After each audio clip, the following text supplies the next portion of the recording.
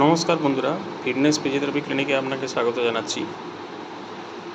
আজকে আমরা জানব হাঁটু ব্যথার কয়েকটি সহজ ব্যায়াম। দেখুন, 1 নম্বর, প্রথমে আপনাকে একটা তোয়ালেকে ভাঁজ করে হাঁটুর তলায় দিতে হবে। তারপর হাঁটু দিয়ে চাপ দিতে হবে। চাপ দেওয়ার সময় আপনি 10 সেকেন্ড ওই চাপটাকে ধরে রাখবেন। তার মানে 10 গুনতে হবে। 1, 2, 3, 4, 5, 6, 7, 8, 9, 10। রিল্যাক্স। 10 গোনা মানে একবার, এইভাবে 10 বার করতে হবে এই ব্যায়ামটি।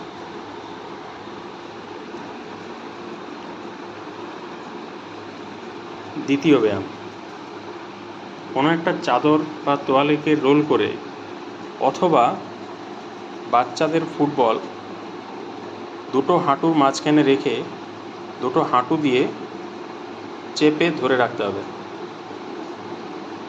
যেমনভাবে দেখানো হচ্ছে। ধরে রেখে 30 সেকেন্ড হোল্ড করতে হবে।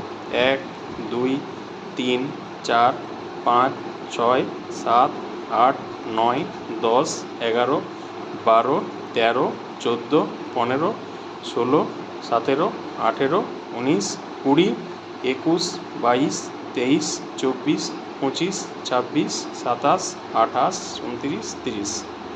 রিল্যাক্স, ছেড়ে দিতে হবে। 30 গোনা মানে একবার, এইভাবে এই ব্যায়ামটি 3 বার করতে হবে।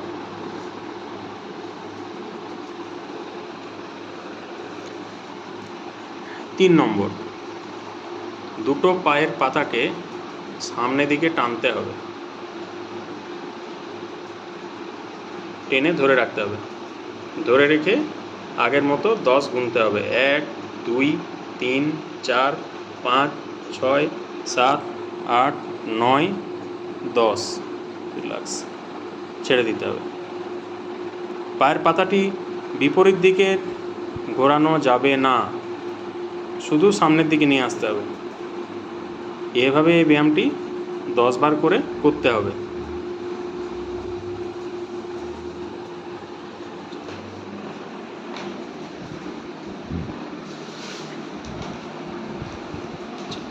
চার নম্বর, যে কোনো একটা পা সোজা করে তুলে পায়ের পাতাটা সামনের দিকে টানতে হবে, যেমনভাবে দেখানো হচ্ছে।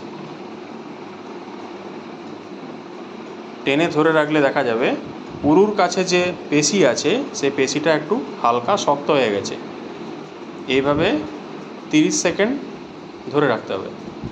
1, 2, 3, 4, 5, 6, 7, 8, 9, 10। এভাবে 30 গুণে ছেড়ে দিতে হবে।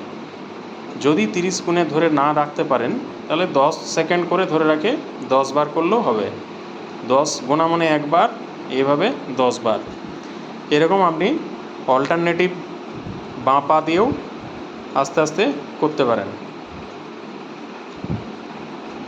আবার ডান পা, এইভাবে 10 বার।